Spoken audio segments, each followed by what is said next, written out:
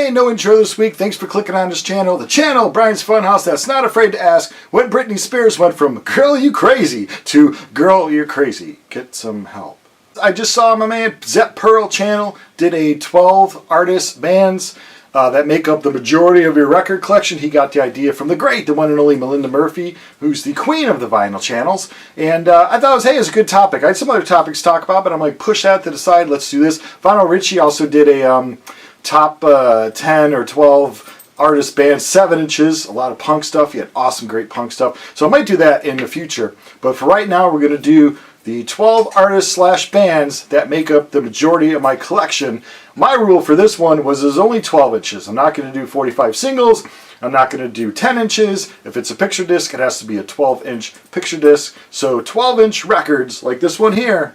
Now remember, Flavor Flav had the clock. I'm going to start this as a fad. When you see people walk around the city with a vinyl around their neck, vinyls, you're going to be like, hey, that Brian guy started it. You're damn right I did. I started this. I could, yeah, no one's ever going to do it.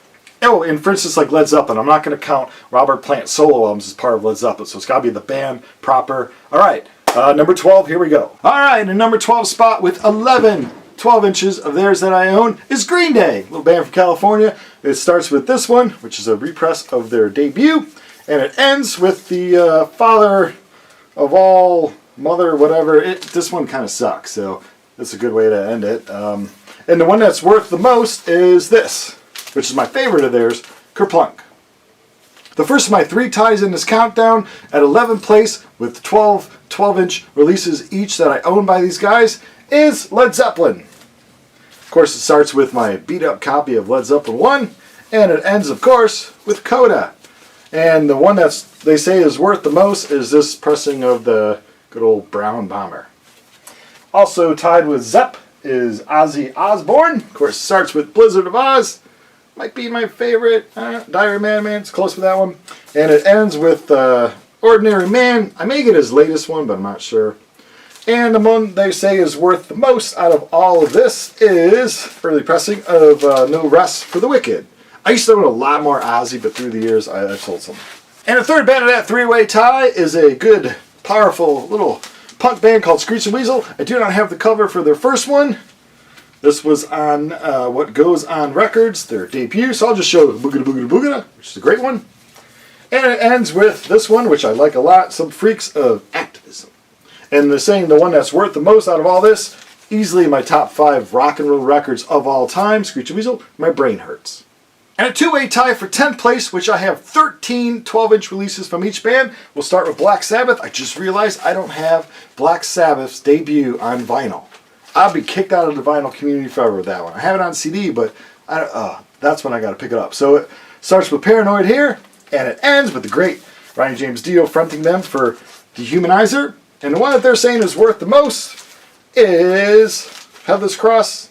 Headless Cross. And I believe this and a few others around this era are getting repressed pretty soon.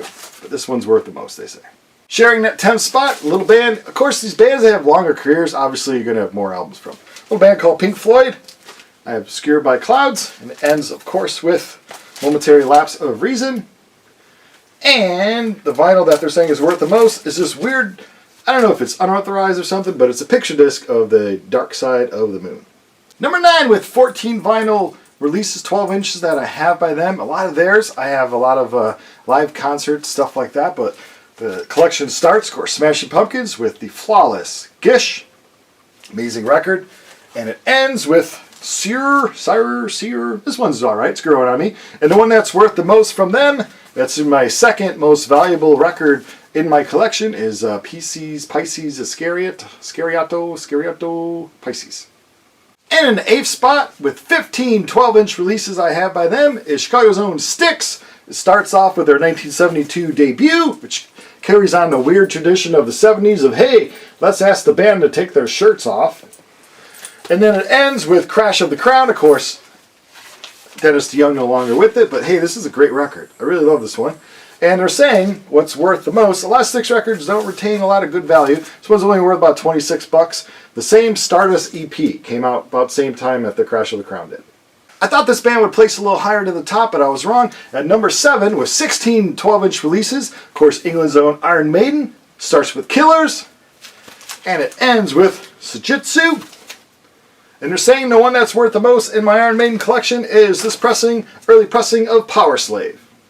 At number 6, Australia's own AC/DC. I have 20 12 inches of theirs. Of course, it starts with TNT, and it ends with Power Up Picture Disc, which just has the song Through the Mists of Time. Love that song. It's my favorite one off their latest album. And Witch's Spell.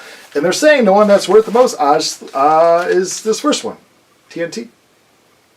In 5th place with 21 12 inches owned by me is England's own Queen. Of course, starts with their great debut, ends with their most recent project with Adam Lambert.